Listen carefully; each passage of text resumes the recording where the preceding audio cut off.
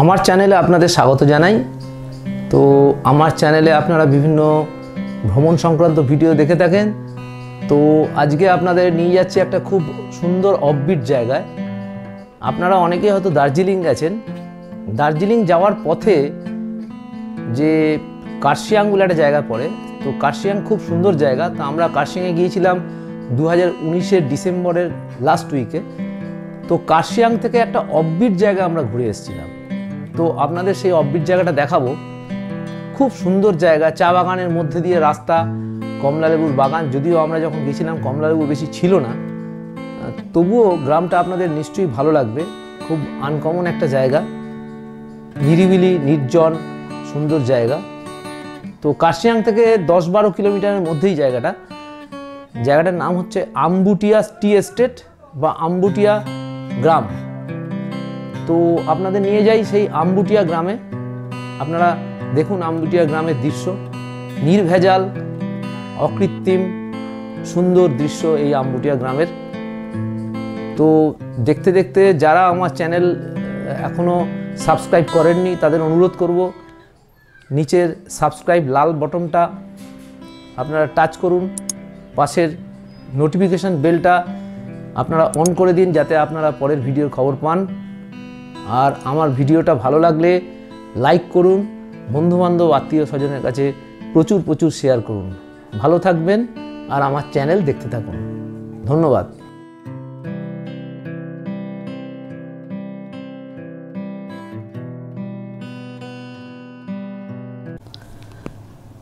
আম্বুটিয়া tea estate দেখবার জন্য হাওড়া থেকে কামরূপ এক্সপ্রেসে সকাল সকাল এসে নামলাম নিউ জলপাইগুড়ি স্টেশনে।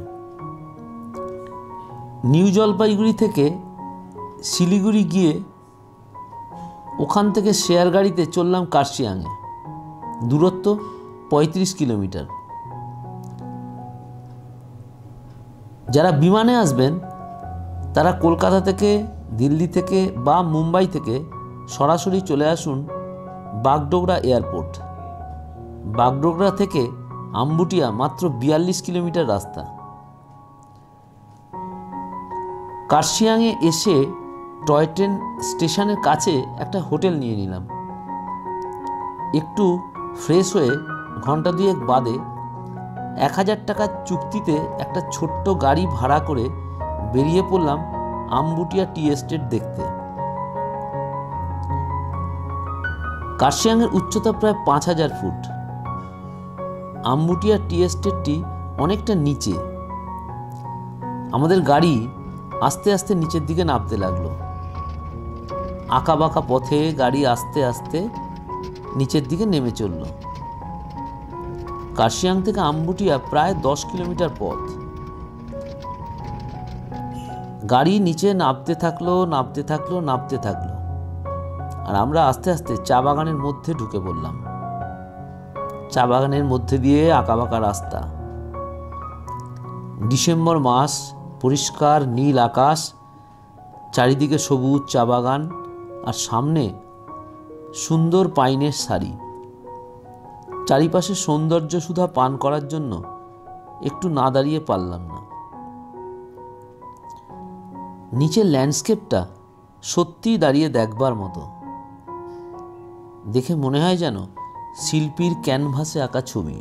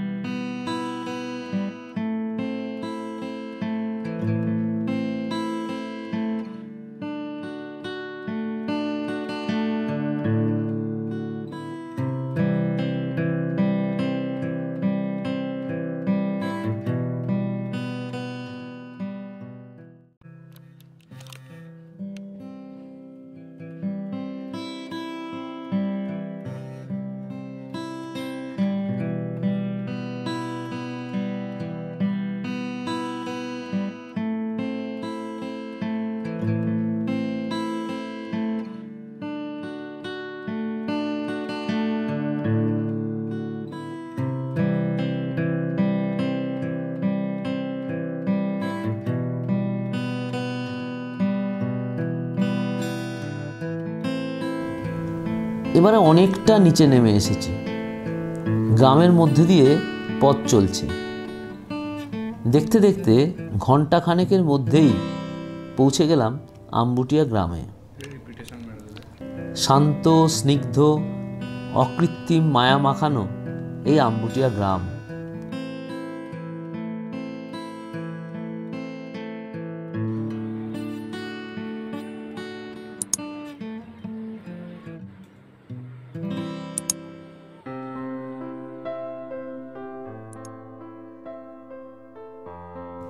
প্রায় প্রতিটি বাড়িতেই হাঁস, মুরগি, অন্যান্য গৃহপালিত পশু আছে। আছে কমলালেবুর গাছ, তবে কমলালেবুর বেশিরভাগই পেরে নেওয়া হয়েছে, তাই গাছের লেবুর সংখ্যা খুব কম।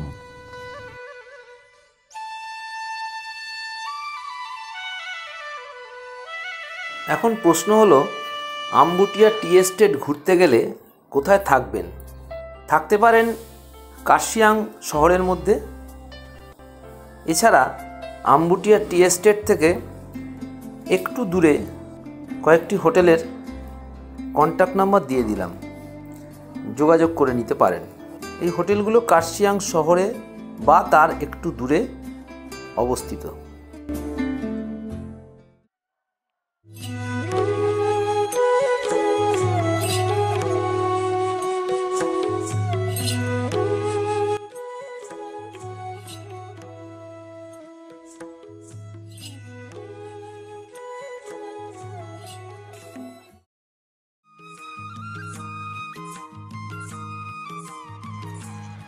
ए बच्चा इधर आओ, फोटो होता है, आओ आओ।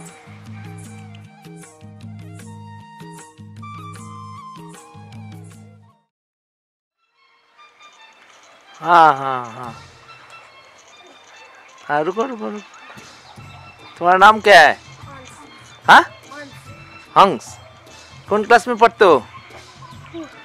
2। अच्छा, स्कूल का क्या नाम है? हाँ, तुम्हारा स्कूल का नाम क्या है? सामान बाटी स्कूल। अच्छा, कितना टाइम लगता है जाने? इधर से स्कूल जाने का कितना टाइम लगता है? 8। पैदल जाते हो स्कूल? कितना टाइम लगता है स्कूल जाने के? किधर है स्कूल? कितना टाइम लगता है स्कूल जाने के लिए? 9। कौ बजे स्कूल है? कौ बजे स्कूल? कौ बजे? कौ बजे स्कूल?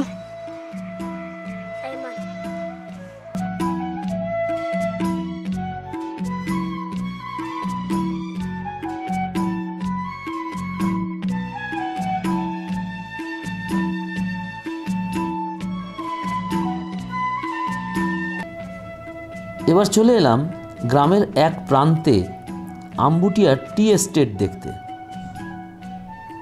চারিদিকে ধাপে ধাপে সবুজ চায়ের গাছ।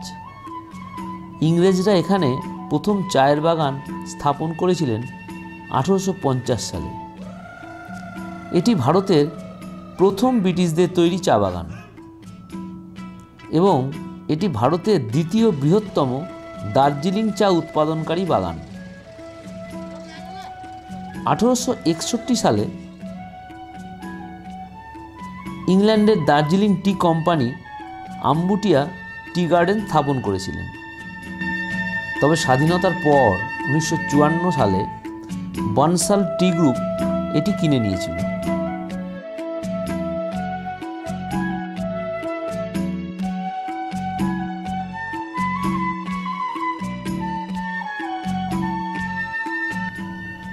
এর মোট এরিয়া হলো 1954 একর।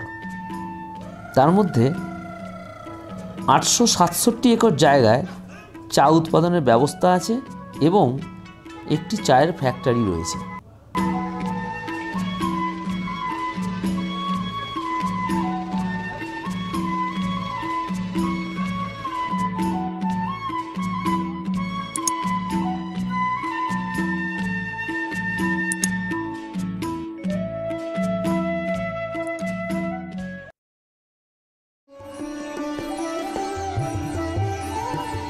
চারিদিকে সবুজ আর সবুজ,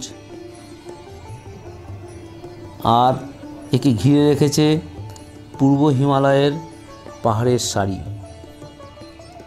অপূর্ব সুন্দর ল্যান্ডস্কেপ এই এলাকার।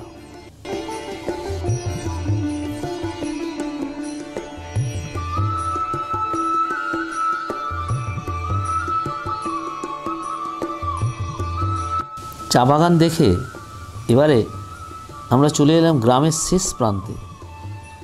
এখানে একটি প্রাচীন বটগাছের সামনে রয়েছে একটি পুরনো শিব মন্দির।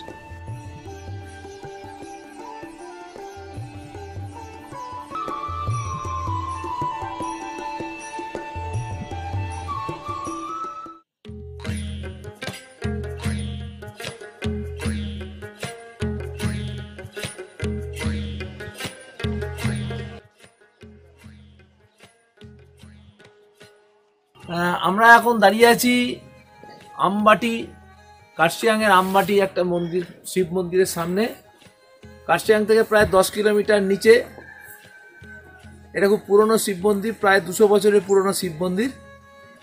আমবাটি গ্রামটা খুব সুন্দর, চারিদিকে চা বাগান, কমলালেবুর বাগান দিয়ে ঘেরা। এই গ্রামেরই শেষ প্রান্তে হচ্ছে শিব মন্দিরটা। অনেক পুরনো শিব মন্দির, প্রচুর ভক্তরা এখানে আসে। শিব মন্দিরের সামনে আছে একটা বড় রুদ্রাক্ষ গাছ। রুদ্রাক্ষ গাছটা আপনাদের দেখাচ্ছি।